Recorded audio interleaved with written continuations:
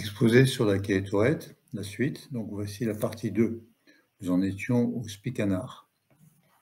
Le spicanard, celui des droguistes, s'appelle chez les botanistes spicanardi. Le spicanard, Shibboleth nerd, eh bien, il est de couleur jaune. C'est une plante dont la racine est fort petite et menue, qui possède une tige longue et mince, garnie de plusieurs épis à fleurs de terre. Les poils de chaque épi sont larges et odorants. Leur goût est un peu âcre et amer. Le nard, outre sa grande valeur, est surtout caractérisé par son odeur très pénétrante. Ainsi, dans Shirachirim, l'épouse dit, au chapitre 1, verset 12, « Tandis que le roi demeure sur son divan, mon nard exhale son arôme. » Toujours dans le Cantique des Cantiques, au chapitre 4, versets 13 et 14, « Un parc de plaisance où poussent des grenades et tous les beaux fruits, le troène et les nards. Le nard, le safran, la cannelle et la cinnamome, avec tous les bois odorants, la myrrhe, l'aloès et toutes les essences aromatiques. » L'ingrédient numéro 8, entrant dans la composition des 11 ingrédients de la kétorette, il s'agit du safran, 16 portions également, soit environ 7,6 kg. Le safran est un épice. Il est obtenu par la culture de la plante Crocus sativus, famille des iridacées, et cela par prélèvement et déshydratation des 3 stigmates rouges, qui sont les extrémités distales des pistils de la plante. Voici la figure correspondante du safran. La partie rouge en constitue l'épice. Selon la recherche botanique, le safran serait originaire de Crète et non de Perse ou d'Asie centrale, comme on le croyait autrefois. Quand le safran est séché après sa récolte, la chaleur combinée à l'action enzymatique coupe la molécule de picroprocine pour donner du déglucose et une molécule de safranal. C'est une huile volatile qui donne au safran la plus grande partie de son arôme. À part ses usages culinaires bien connus, incorporés dans la paella, le riz au safran, ses usages médicinaux, anticancéreux, son usage de teinture, de coloration, le safran a également été employé pour ses propriétés aromatiques pour produire une huile connue sous le nom de procinum. Ingrédient numéro 9, la coste ou costus, coste. 12 portions, soit environ 5,7 kg. En voici la photo correspondante. Le costus est une jolie plante herbacée poussant sur les hauteurs de l'Inde, dans les montagnes du Cachemire. Elle est très connue pour ses vertus médicinales depuis la nuit des temps, car cette plante dispose de plusieurs propriétés curatives. Déjà, il y a des siècles de cela, les Arabes lui ont conféré des pouvoirs mystiques, comme la guérison des malédictions. Nombre de cultures la considèrent aussi comme un remède efficace contre l'infertilité. En effet, il offre un gain d'énergie assez exceptionnel. Le costus, toujours. Nous savons moins que le costus, tout particulièrement sa racine, a été utilisé depuis plusieurs siècles afin d'offrir les notes animales dans les parfums masculins. Le costus indien, lorsqu'il est réduit en poudre, voici à quoi cela ressemble sur la photo suivante. Eh bien, le costus, il est utilisé dans certains parfums, tels que Gentleman de Givenchy, dans Le Mâle de Jean-Paul Gaultier. Ingrédient numéro 10. Kiloufa, l'écorce aromatique. Il en fallait 3 portions, soit 1,4 kg. L'écorce aromatique est très odorante.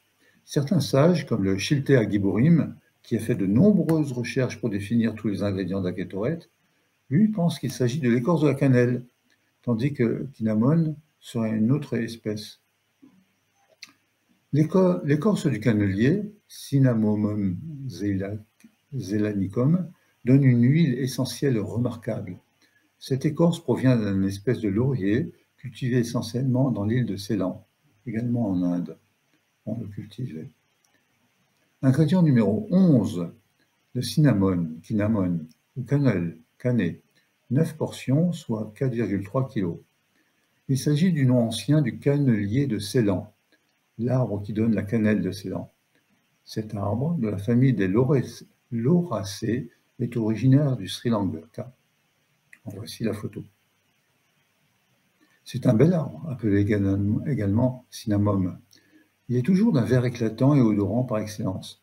De lui s'exhale un parfum agréable qui se répand au loin. Cela peut être aussi la cannelle, l'ingrédient numéro 11. Voici la photo des écorces de cannelle. Cinnamon était traduit par cannelle selon Rambam. C'est le bois indien, oud hindi. La Gemara Shabbat, page 63a, dit à son sujet que depuis la destruction du temple, le bois de cinnamon a disparu.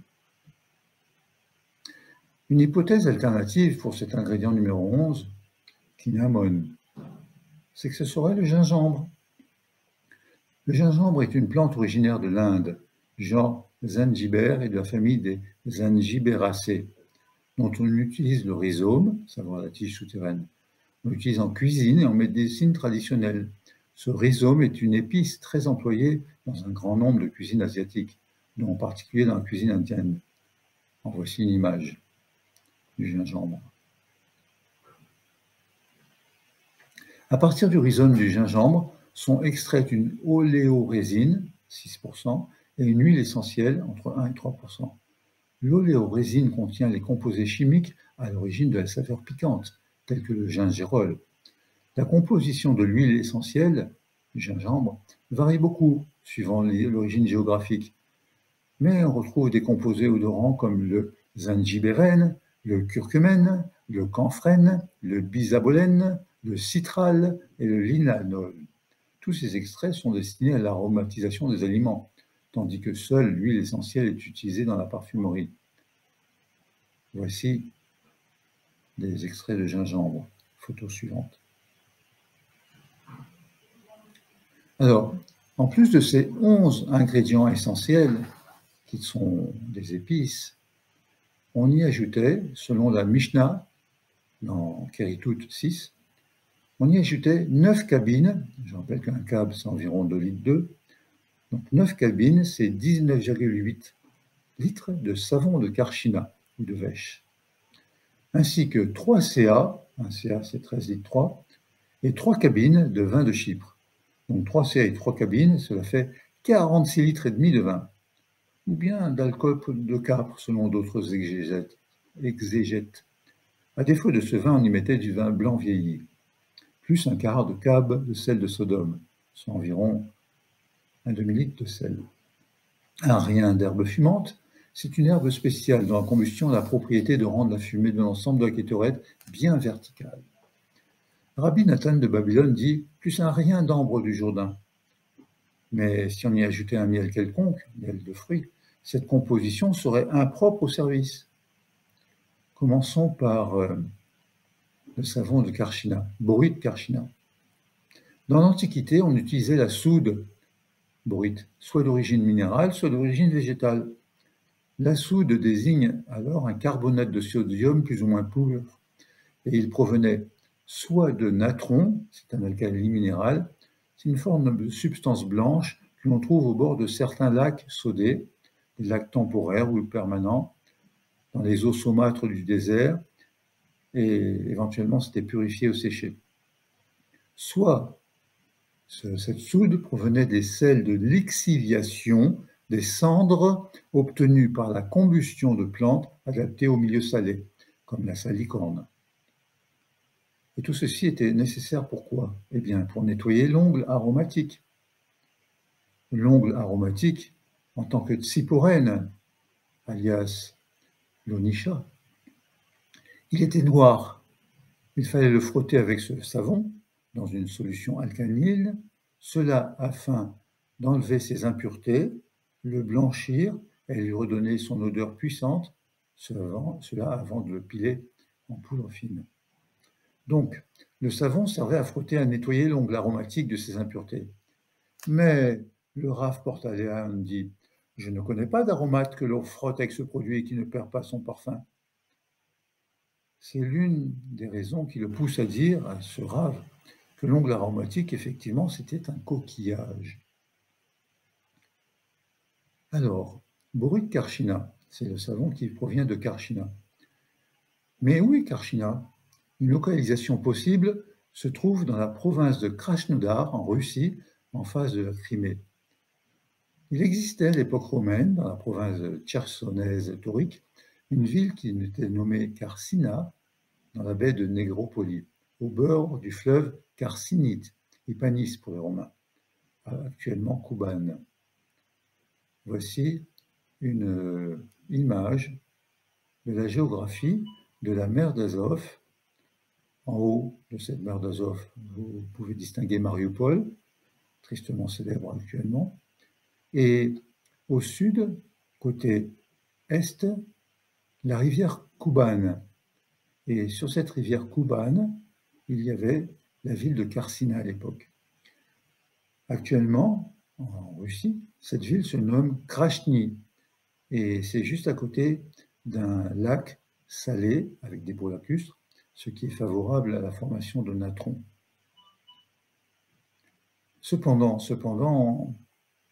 c'est tout de même à 2500 km par route de Jérusalem, et c'est vraiment trop difficile de passer par les monts Caucase, ou alors il aurait fallu emprunter le bateau jusqu'en Turquie, puis encore 1580 km de route. Voici l'image de la géographie de la mer Noire. Depuis Karsina sur le fleuve Kouban jusqu'à Trapézonte, par exemple, et ensuite par la terre, en traversant les monts de Turquie. Personnellement, je n'y crois pas, car il n'existait pas de route commerciale dans ce secteur dans l'Antiquité. Donc, la localisation de Karchina reste un mystère. On ne sait pas où est Karchina. Ailleurs, il existe une alternative au savon de Karchina, la vèche. En voici la photo. Qu'est-ce que c'est?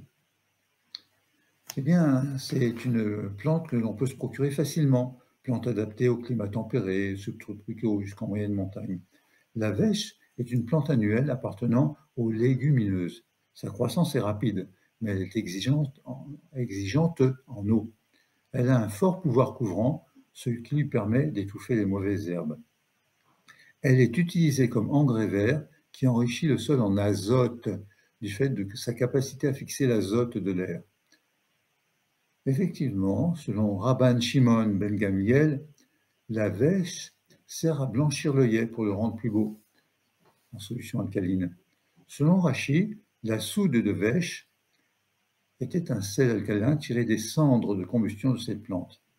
Elle n'était pas brûlée comme encens, mais elle servait à polir et à blanchir l'ongle aromatique afin de l'embellir, comme cela est mentionné dans le traité Keritout, page 6b. Un ingrédient supplémentaire dans la préparation de Kétoret, c'est le vin de Chypre, Yayin Kafrissin. Il en fallait 46 litres et demi. Selon Rabban Shimon Gamliel, ce vin fort servait à mariner l'œillet pour le purifier et le rendre plus dur. La viticulture à Chypre est très ancienne. Le vin de Chypre est sans doute un des plus anciens du monde méditerranéen.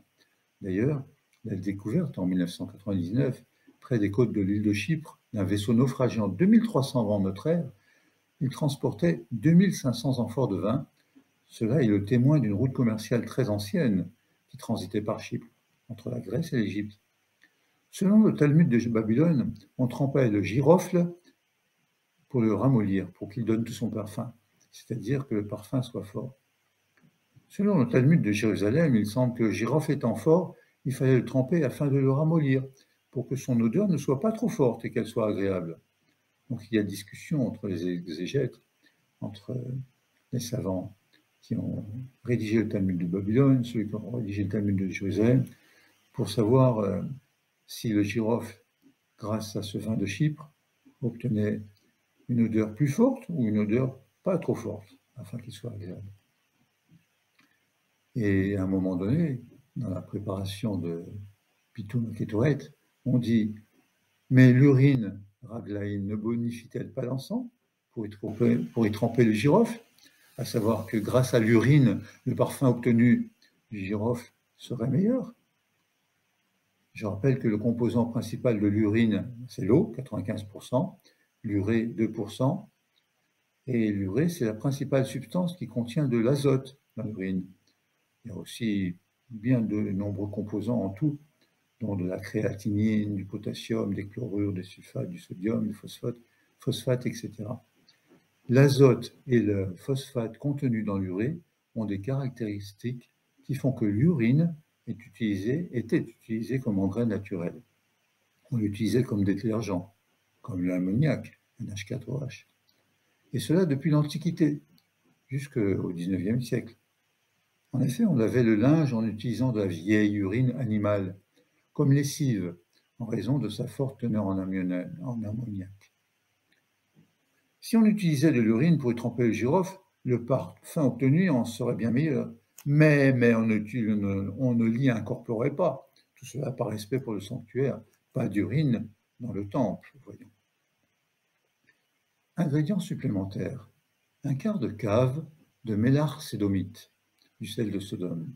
Un quart de cave, soit environ 344 grammes.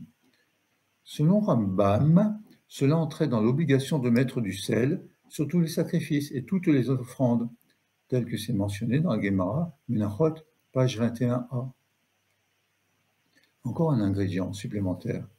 Un peu d'herbe nommée Maale Ashan.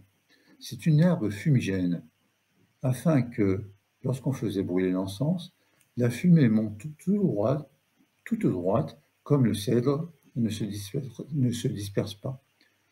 Cette plante, Maale Ashan, permettait à l'encens de ne pas brûler immédiatement dès qu'elle touchait les braises, mais retardait la consommation de la poudre pour que l'on obtienne une nuée de fumée. La Gemara, traité Yoma, page 38a, rapporte que la famille des Aftinas était la seule à connaître le secret de cette plante. Ils refusèrent d'enseigner ce secret, de crainte qu'après la destruction du temple, ce savoir soit mis au service des idoles. À leur sujet, il est dit « Le souvenir des justes est une bénédiction ». Ingrédient supplémentaire facultatif. Kippat Hayarden. Rabbi Nathan de Babel dit aussi de la kippa du Jourdain, à peine, un tout petit peu. Rachi dit que c'est une plante qui pousse sur les rives du Jourdain. Rabbi Nathan de Rome rajoute, certains disent que ce sont des déjections des poissons qui vivent dans le Jourdain. Et on l'a appelé l'ambre des rivières. Rabbeinu Gershom et le Rambam rapportent aussi cet avis. Le Rav Portaléon propose que Kippat Hayarden soit en fait de l'écume séchée de ces rives de Jourdain, et cela servait à ce que les composants ne se collent pas au mortier pendant la préparation, lorsqu'on pilait tous les ingrédients. Je vous présente maintenant une carte de tout le Proche et le Moyen-Orient, avec Israël au milieu, et tous les pays environnants, les pays arabes. Mais en fait, je vous présente cette carte pour vous situer d'où viennent les différents ingrédients, les 11 ingrédients. Le benjoin, il provient de Turquie, de Syrie ou d'Israël, donc proche d'Israël. L'œillet giroflé, tout au bord, les bords de la Méditerranée. L'onisha, dans la mesure où c'est un coquillage, il provient de la mer Rouge, pas loin d'Israël. L'onisha, si on considère que c'est le Cistus tadalniferus, il y en avait en Israël. Le galbanum, lui, provient des montagnes de Turquie, ou des montagnes adjacentes en Iran. La Levona, au sud de l'Arabie, on en trouvait en Oman, ou Sultanat d'Oman au Yémen. La Levona aussi pouvait provenir de l'Inde, c'est nettement plus loin. Et ça devait faire tout un parcours depuis les montagnes du Cachemire pour arriver jusqu'au port de l'Inde et ensuite arriver en port jusqu'en Oman, ensuite traverser la péninsule arabique par caravane. La myrrhe provenait du Yémen. La cassie, eh bien, soit en Égypte, soit en Syrie, côté d'Israël. Le spicanar, également de Syrie. Le safran de la Crète. Le costus, également de l'Inde. C'est assez loin, donc il fallait le faire voyager assez longtemps. Il provenait du Cachemire. L'écorce aromatique de l'île de Ceylan. ainsi que le cinnamome, le gingembre de l'Inde. Eh bien, tout ceci était acheminé via des routes commerciales qui existaient dans l'Antiquité. Je ne sais pas si c'était à l'époque de Moïse, c'était une époque très reculée, mais sûrement à l'époque du roi Salomon, lors du premier temple. Et tout ceci pour pouvoir composer la kétorette. Chapitre suivant, Gematria sur l'encens. L'encens, kétorette, présente une Gematria standard de 709, avec le Kouf, le Tet, le Resh et le Tav. C'est un nombre premier, on peut rien en dire. Mais en utilisant la Gematria de permutation, Adbar, il y a un tableau de correspondance qui a été révélé à Moïse au mont Sinaï. Par exemple, le Aleph, 1, est interchangeable avec le Tav, 400. Le Bet, 2, est interchangeable avec le Shin, 300. Ainsi de suite. Le Gimel, 3, avec le Resh, 200. Dans ce cas, le Dalet, qui vaut 4, devient le Kof, qui vaut 100. Et réciproquement, suivant cette même séquence de Gematria de permutation. La valeur numérique des lettres du mot Kétoret devient ainsi 613 à condition de transformer le Kof en Dalet, selon cette même séquence. Vous avez le Tav qui vaut 400, le Tet qui vaut 9, le Resh qui vaut 200, et lorsqu'on remplace le Kof par le Dalet, ça la fait 4. En additionnant tout ceci, on obtient 613. Intéressant. Une autre façon de compter Kétoret. Kétoret, au lieu d'avoir le petit point du haut au-dessus du tête, on pourrait dire, juste après le tête, il y a un vav. Kétoret avec kof, tête, vav, resh et tav. En additionnant les chiffres correspondant à ces lettres, on obtient 715. Et c'est une allusion à la Torah orale, parce que 715, c'est précisément 11 fois 65. 11 comme les 11 ingrédients de la Kétoret, et 65, le nom Adonai.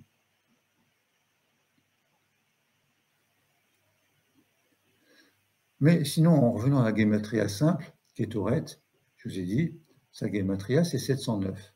C'est un nombre premier. Comment calculer avec ce nombre premier? Voici une piste, avec la somme de deux carrés. 709, il se trouve que c'est 225 plus 484. 225, c'est 15 au carré, 484, 22 au carré.